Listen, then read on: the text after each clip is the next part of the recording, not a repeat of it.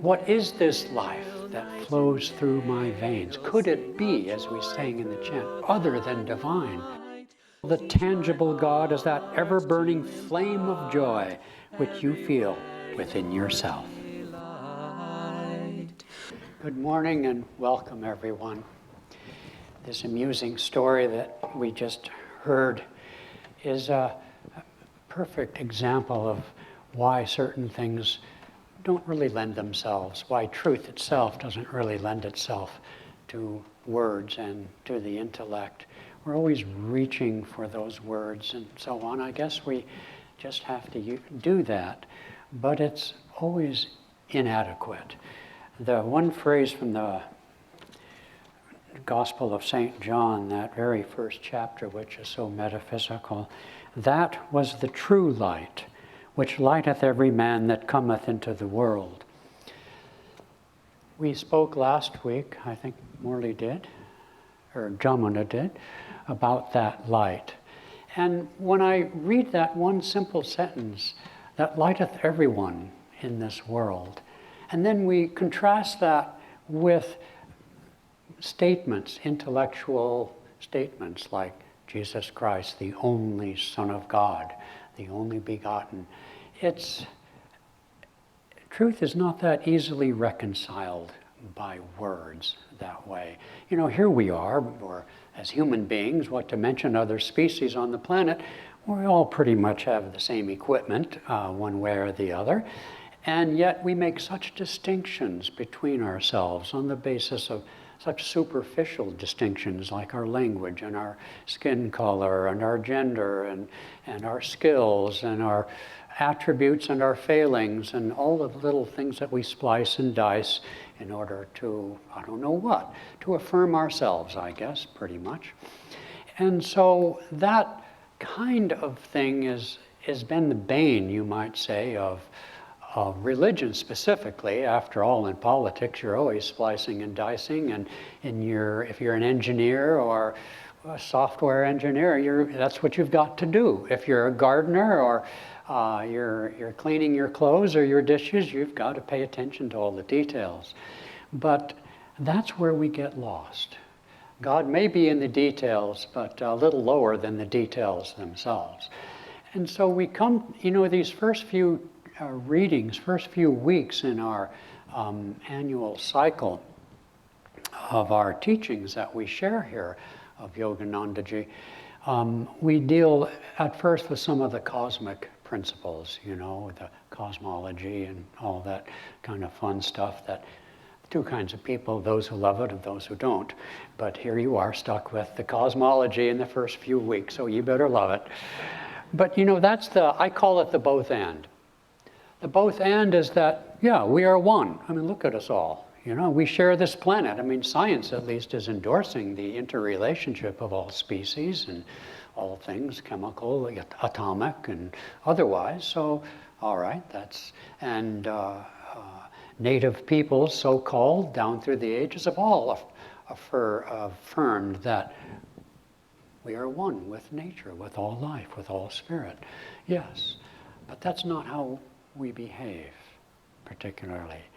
You see, I think it's in, I meant to bring it upstairs and quote it, but I did the chant from Adi Shankaracharya but there's a quote in chapter 26 of the autobiography, the Kriya Yoga chapter, in which he quotes Swami Shankara saying something like in his book, The Century of Verses, ritual and ignorance or delusion are not mutually exclusive, is that the word? Mutually, something. And I've always puzzled over that.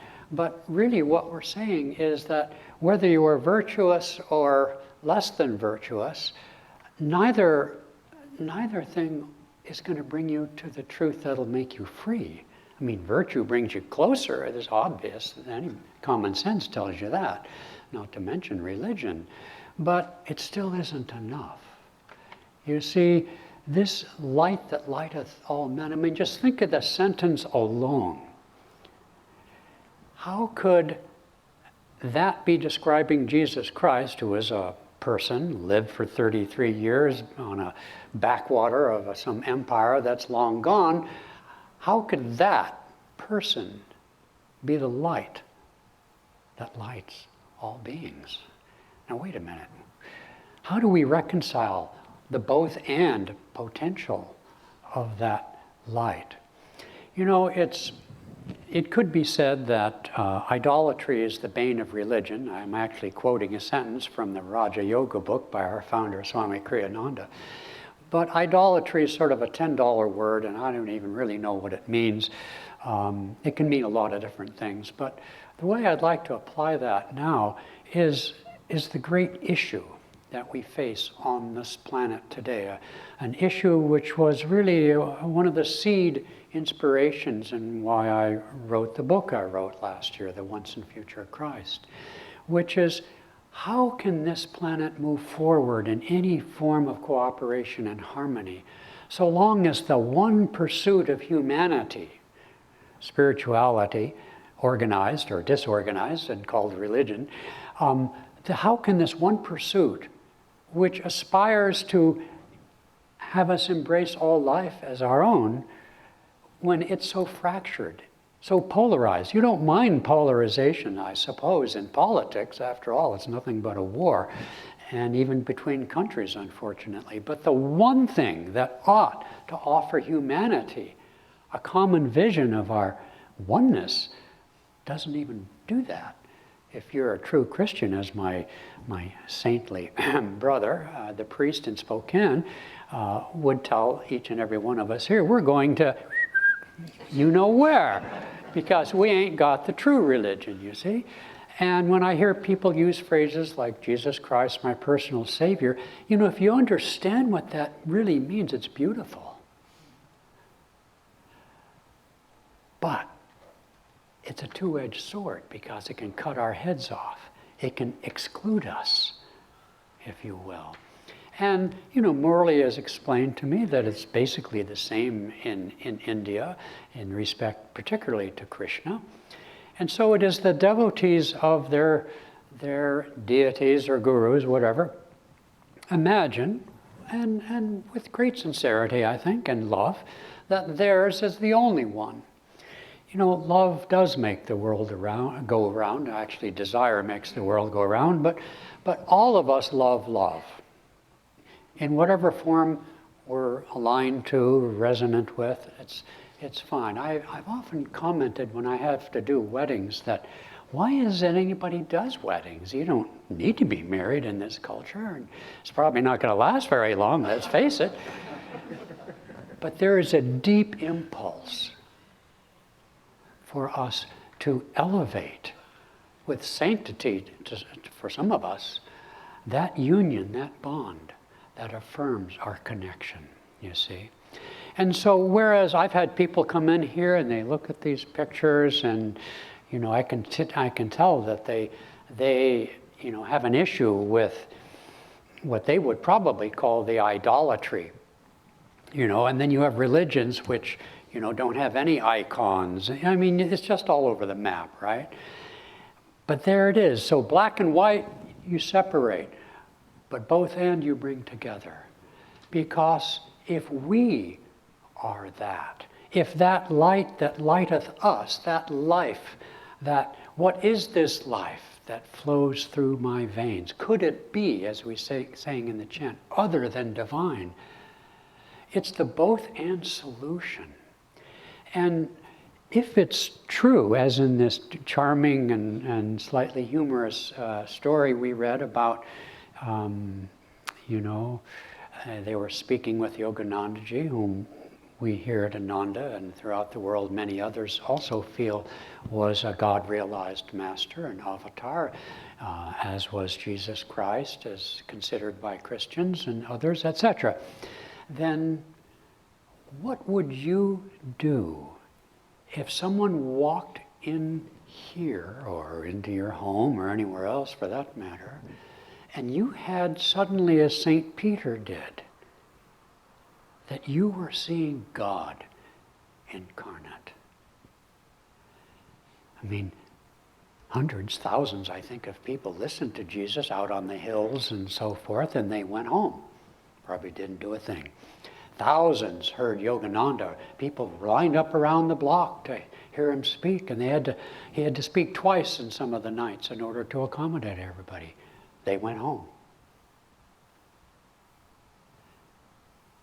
But if it's true, that is a revelation. That, it's when we were bad bunnies, okay, right, Christina? When we're bad, she has a couple of bunnies. When we are bad bunnies, right, we have all the excuses why we did that. But if somebody else is a bad bunny, oh boy, So deep down, we know. And when we are sick, I had the flu or whatever I had back around the first of the year, and it seems everybody's getting it this time. I remember when I was a kid, and we have a high fever, you'd hallucinate, right? Or whatever you do. And I remember having that from time to time in my first 5 years. Finally, as I got a little older, I realized that, next week I'm going to be fine. But when you're going through that, it's just so real. It's just so real to see ourselves as being different. She's got red on and he's got green on, and it just seems like all these differences. Virtue, being good bunnies, is great. There's a lot of satisfaction to being good bunnies. But it won't make us free.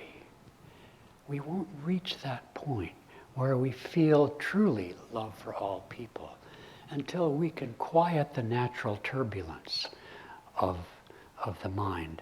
I have the opportunity to offer a 4-part class in the Yoga Sutras, which we haven't done in quite a few years, a week from Thursday on February 8th for 4 Thursdays.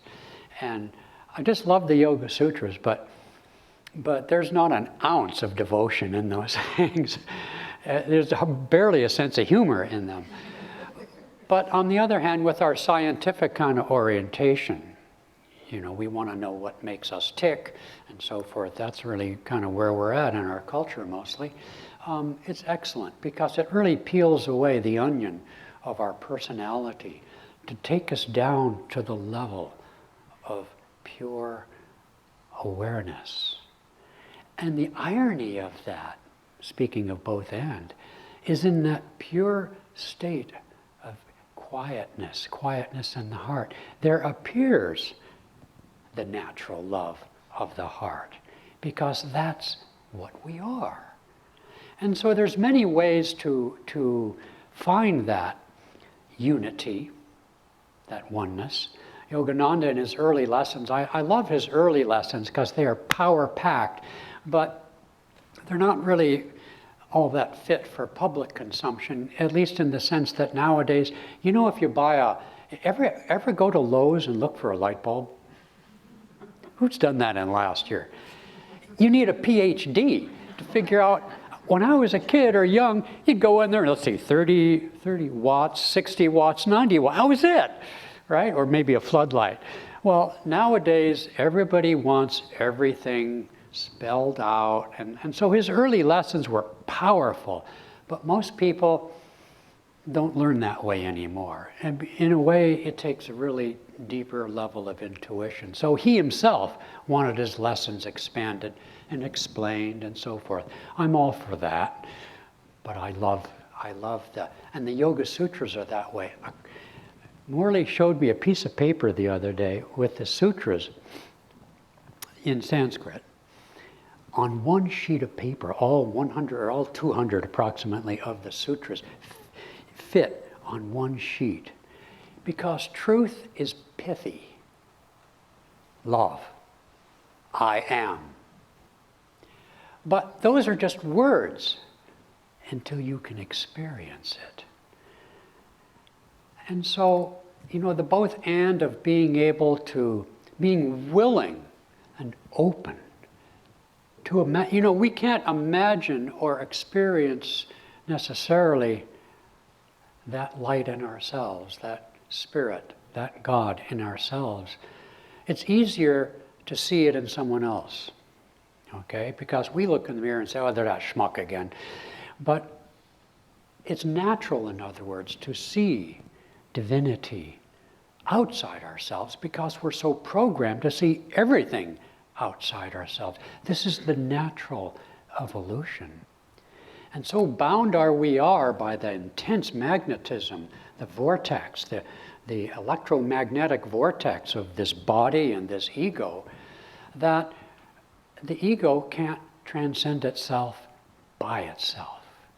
It needs a spark of infinity to start the inner motor, if you will, of the divinity that lies sleeping in the manger. Love is that spark.